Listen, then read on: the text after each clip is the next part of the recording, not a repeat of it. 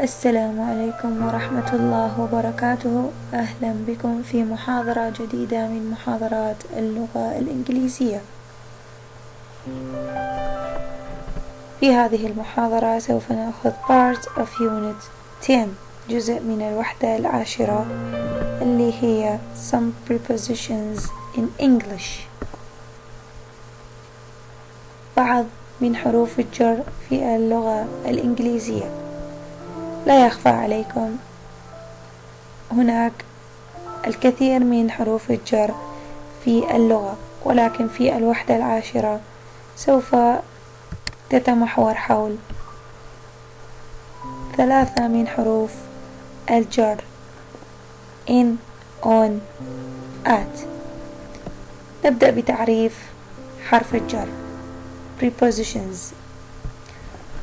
A preposition حرف الجر is a word that relates a noun or pronoun that appears with it to another word in the sentence. It shows relationship between separate things, including location, direction, cause, and position. المقصود أن حرف الجر هو كلمة تربط اسم أو ضمير بكلمة أخرى في الجملة، بحيث أن حرف الجر سوف يساعد على إبراز العلاقات بين الأشياء المنفصلة، مثل الموقع، الاتجاه، السبب، والملكية.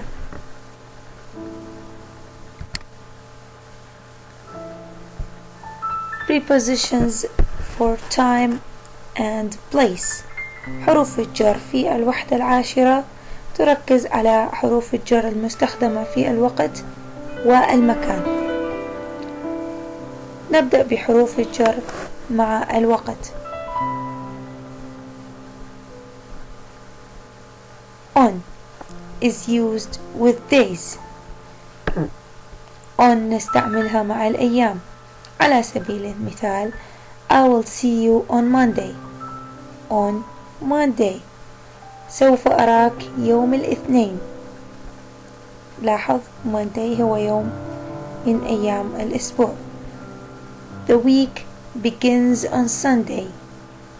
الأسبوع يبدأ بيوم الأحد. On. حرف الجر الثاني اللي نستخدمه مع التايم الوقت هو at.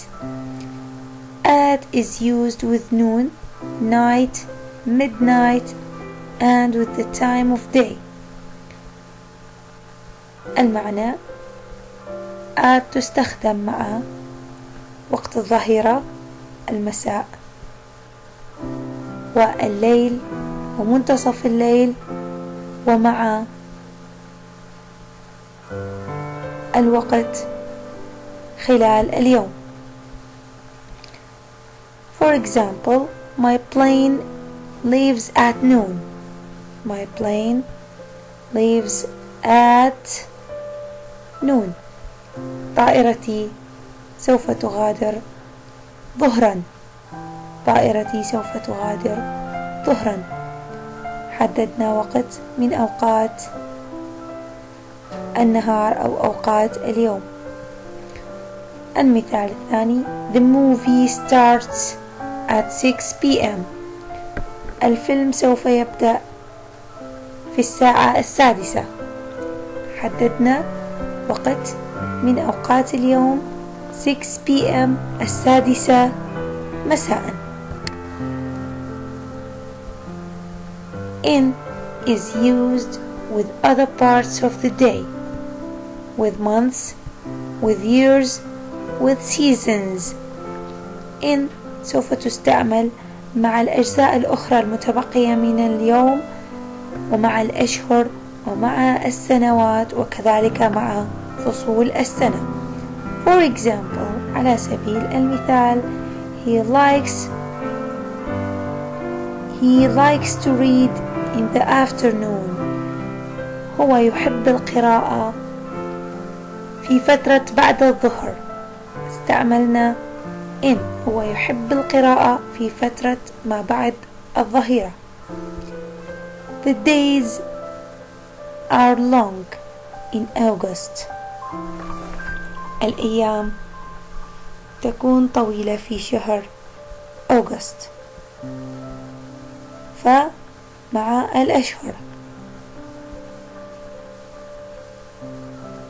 The book was published in 1999. الكتاب نشر في عام 1999. إذن المثال عائد لي years. The flowers will bloom in spring. الأزهار سوف تزهر أو تتفتح في الربيع. إذن in spring هي one of the seasons، واحد من فصول السنة.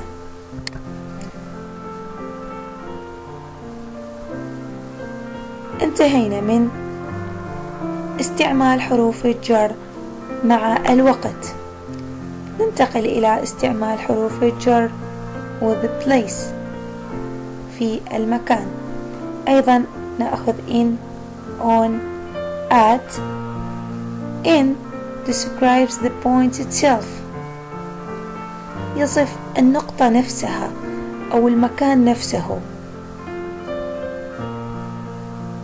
بمعنى شيء موجود في ذلك المكان. For example, there is a wasp in the room. There is a wasp in the room. The room هو المكان، هنالك دبور في المكان، فاستعملنا in. حرف جر كإضافة للplace هو inside. Expresses something contained. يصف المحتوى أو الشيء الموجود في المكان. Put the present inside the box. Put the present inside the box. ضع الهدية داخل الصندوق. inside داخل الصندوق. فوصف أن الصندوق يحتوي على الهدية by using inside. نأتي لحرف الجر on بالنسبة للمكان. talks about the surface. on في المكان يتكلم أو يوضح سطح الأشياء. مثلا فوق الطاولة،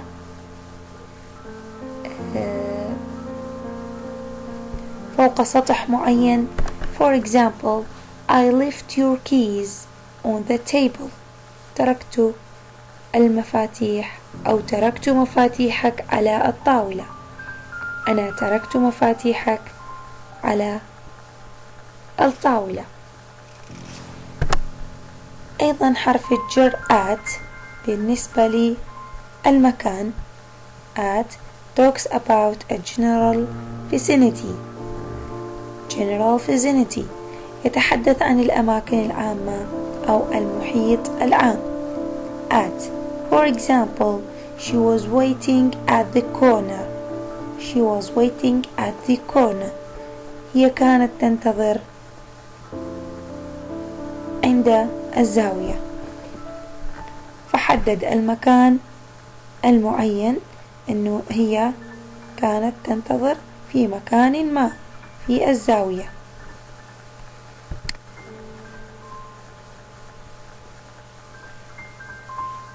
طبعا هذا مخطط توضيحي يوضح استعمال من كل من in, on, at. هذه الاستعمالات هي أكثر الكلمات المستخدمة مع حروف الجر. من الممكن أن يتم التركيز عليها، ممكن تكون جاهزة في أذهانكم خلال الامتحان. مثلا at home at work, at school, at the airport, at university, at 5 o'clock, at night, at noon, at midnight, at midday, at the weekend, at the station, at the bottom. طبعا home المنزل، work العمل، school المدرسة، airport المطار، university الجامعة، 5 o'clock الساعة 5، night في الليل، noon وقت الظهيرة، midnight منتصف الليل، midday منتصف النهار، weekend نهاية الأسبوع، the station محطة القطار أو المحطة، the bottom في الأسفل. in the morning، in the evening في الصباح، in the evening في المساء، in the afternoon ما بعد الظهر، in 1978 في سنة 1978، in March في شهر March، in the spring، in the summer، in the autumn، in the winter seasons فصول السنة 4 seasons. in the 1980s، in a minute or in a second، an hour، in an hour، in 2 hours، in 2 days. أما on Mondays أيام الاثنين، the weekend نهاية الأسبوع أو عطلة نهاية الأسبوع، Monday morning صباح يوم الاثنين، Wednesday evening مساء يوم الأربعاء، on my birthday في يوم عيد ميلادي، on holiday or on vacation في العطلة، on time في الوقت، Christmas on Christmas day في يوم أعياد الميلاد أو في يوم الكريسماس. طبعا on New Year's day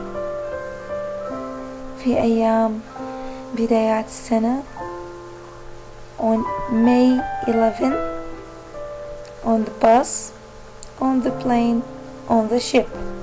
ملاحظة مهمة، استخدمنا the weekend، on the weekend و at the weekend. هنالك كما تعلمون 2 accent لهجتين في اللغة الإنجليزية، الأمريكان and British، الأمريكية والبريطانية. البريطانية they use at the weekend، أما الأمريكية they use on the weekend. إذا بريطانية at the weekend، أمريكية on the weekend. The two of them is correct.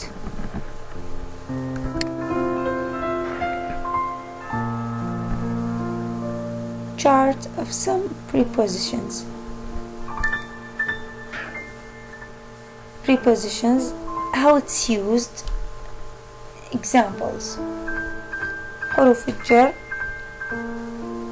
كيف وأين تستعمل، وأمثلة.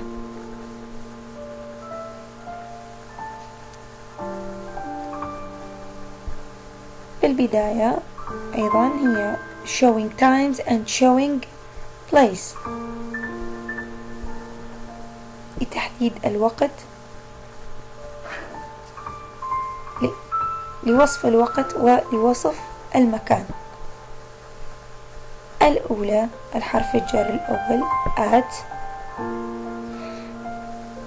نستعمل at exact time لوقت محدد، مثلا at 3 p.m.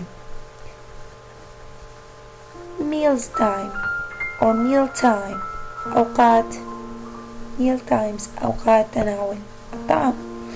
at dinner part of the day أجزاء اليوم. at sundown وقت الغروب. ومع الأعمار أيضا نستعمل at age 21 في عمر 21. in with seasons, months, years, durations مدة زمنية. after a certain period of time بعد فترة معينة من الزمن. seasons in the summer في الصيف. months in November.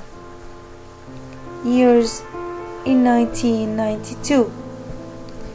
a duration in the same year. after a certain period of time in an hour. on نستخدم on with days of the week. on Wednesday part of the day where the day is named. on a Friday night.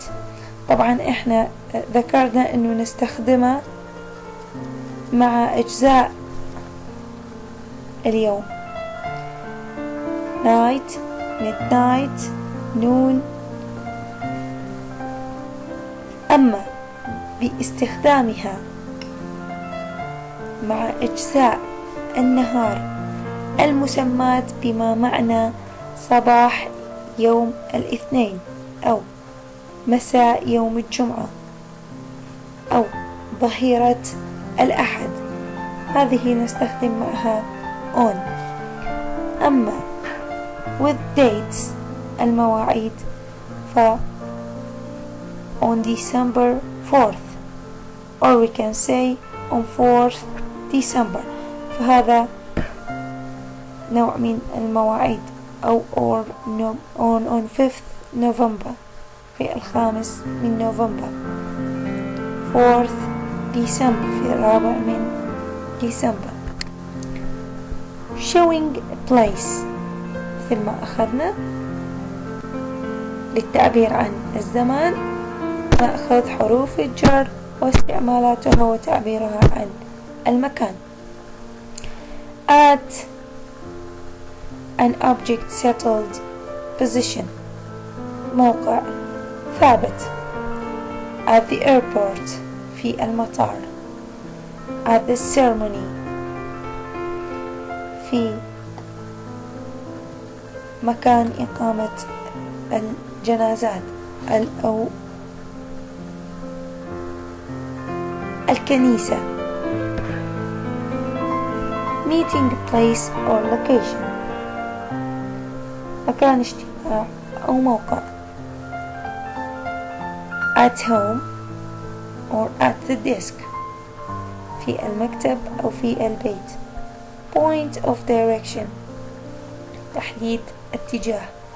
turning at the intersection شخص ما يدور عند التقاطع، نستعمل بوصف استدارته عند التقاطع at a target عند تحديد هدف معين أو الكلام عن هدف معين. throwing the snowball at Lucy يرمي كرة الثلج على لوسي. أما بالنسبة لحرف الجر in فيستعمل in an enclosed space في مكان مغلق، مثلا in the garage. in an envelope داخل ظرف أو في الجراج. in a geographic location في موقع جغرافي، مثلا in San Diego or in Texas. in a print medium في وسط طباعة، أشياء تم طباعتها. in a book في الكتاب أو in a magazine في المجلة. أما بالنسبة لحرف الجر الأخير on فيستخدم for a certain side لوصف اتجاه معين، مثلا on the left. for a river or a lake لوصف بحيرة أو نهر معين. London lies on Thames. London lies on Thames.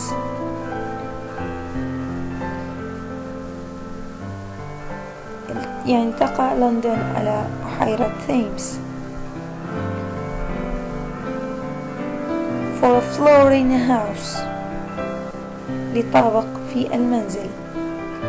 on the floor في الطابق الأرضي. for public transport وسيلة نقل عامة. on a bus. for television radio على سبيل المثال on the air على الهواء or on TV.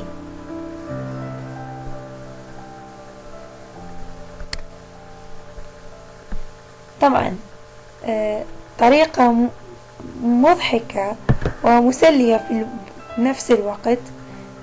شخص مصري استعمل طريقة وتغنى بها بحروف الجر in on at شهور أيام ساعات. فأنتم حاولوا تتغنون بها in on at شهور أيام ساعات. إن شاء الله تكون الطريقة مفيدة ومسلية بنفس الوقت. أتمنى لكم التوفيق.